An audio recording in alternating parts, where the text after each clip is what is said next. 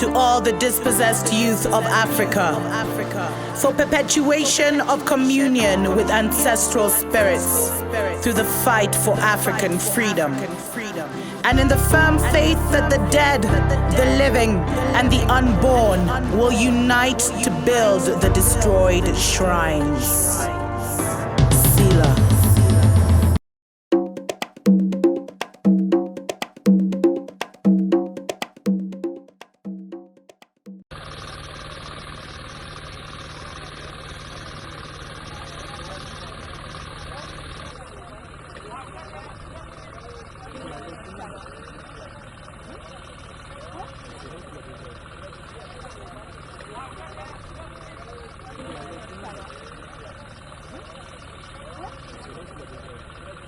ከጀርባ የምታዩት ጠላት እስከትናንትና ድረስ የያዘው ተራራ ነው። አሁን ሙሉ በሙሉ አስለቀናል። የሰራዊቱ ሞራል እጅግ ደስ ይላል። ጦርነቱ በከፍተኛ ድል ነው የተከናወነ ያለው። አሁን ካዛክስታን ይዘናል።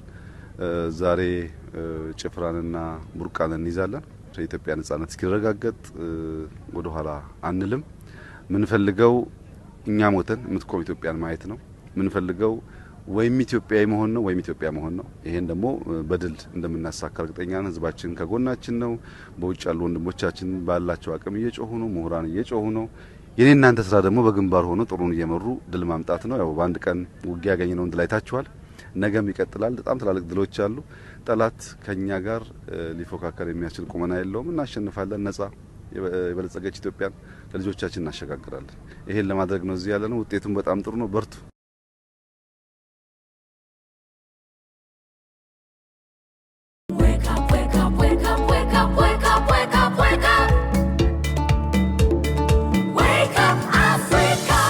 Hello and welcome, beloveds, to Wake Up Africa. My name is Dr. Mumbi Saraki. How you doing? How's everything going? I really do pray that you are well in all your ways and that you're moving into living life truly in your own narrative. I think now with everything that's happening in Ethiopia, you can see how dangerous it is to be in the Babylon narrative, because what's happening right now in Ethiopia, beloveds, is that Ethiopia, for the last year and a half, Ethiopia has literally been being invaded by the Babylon narrative. And you see, they can't conquer a nation until they conquer that nation's narrative. And what has happened is that Babylon controls a lot of the narratives of the different African countries. They've designed our constitution. They've given us our laws. I mean, we're either British law, common law, common law, or the other one, you know what I mean? And they've designed, we use their language, we wear their clothes, we use hospitals that are designed like theirs, we use schools that are designed like theirs. So many of the African nations are already invaded by the Babylon narrative, and they were really able to do that through language, because by colonizing the language of nations, they were able to fully colonize the mind of nations. And we live in a mental world, beloveds. Our thoughts, our emotions, and our spiritual life is what is creating this world that we see. And it's such a hard thing to know when you've never ever heard that before. But Ethiopia, beloveds, right now is being invaded by the Babylon narrative. And if you've been reading the signs, you've been seeing that what they're calling the civil war right now is something, and that's something they've been fueling, is something that they have created. But it also shows you that as much as they've been creating the narrative that, these rebels have, are heading to Addis Ababa and they've threatened to take it, and they're not disclosing how much of the different, regions they've taken from the Tigray region and all this stuff. And then you see how, I talked about it before, how 2 African women actually came out and exposed that many of the high-level UN officials allegedly were sympathetic to the rebels.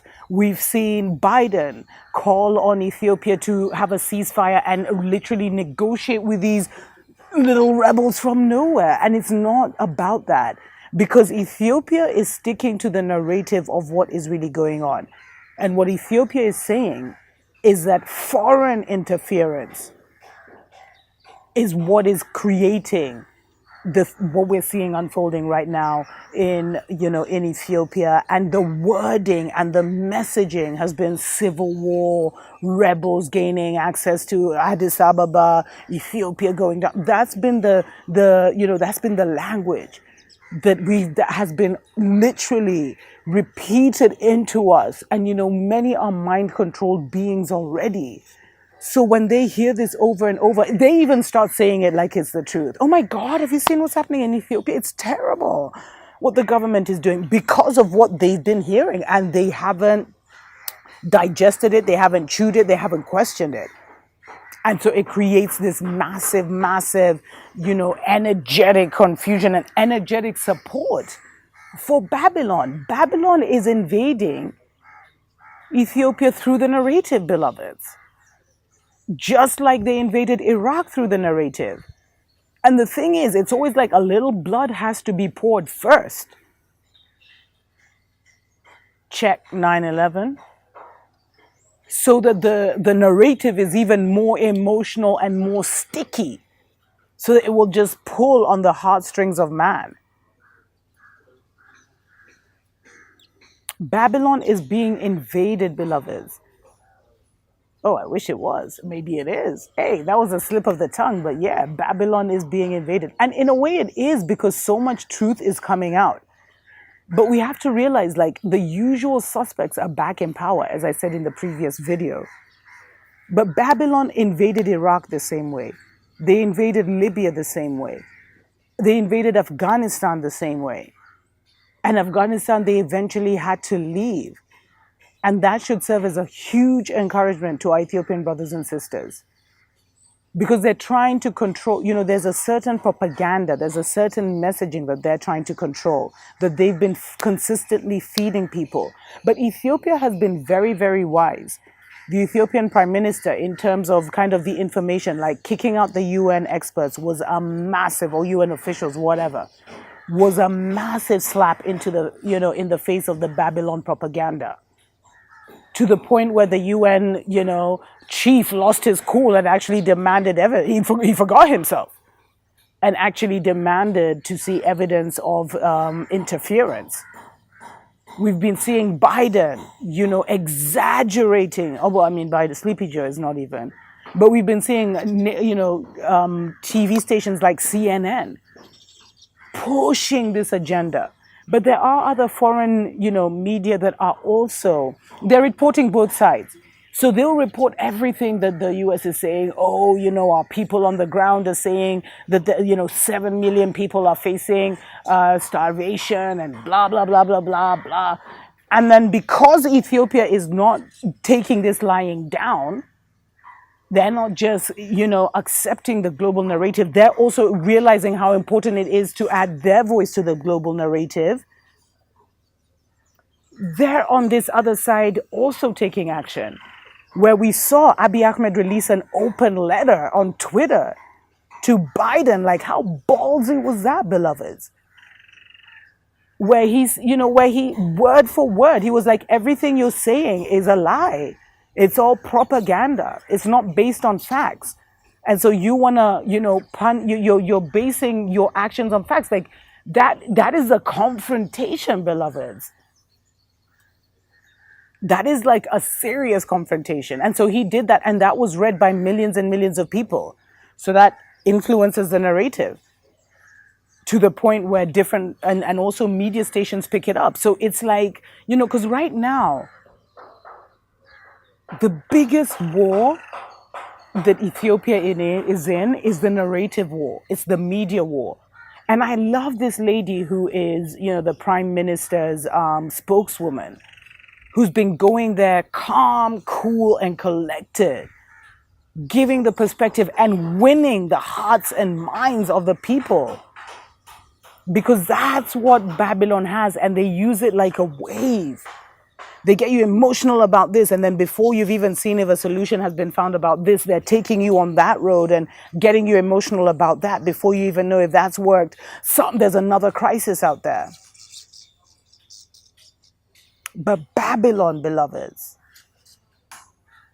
is invading Ethiopia through the narrative. So what can you do about it? You can stop, turn off CNN, man. Hashtag. Turn off these narratives and look for alternative narratives. Try and see what the local Ethiopian media are saying. And use your discernment. You see, they've even made us like doubt and almost, doubt our leaders. So when they say our leaders are killing all these people and are doing all these things, we're so quick to believe, beloveds. We're so quick to be like, oh my gosh, our leaders are terrible. But we have to see the picture. People tell you stories from their perspective. So anyone who is telling you a story, you should ask, what is their perspective? When I tell you a story, I'm telling you a story from the Pan-Africanist perspective.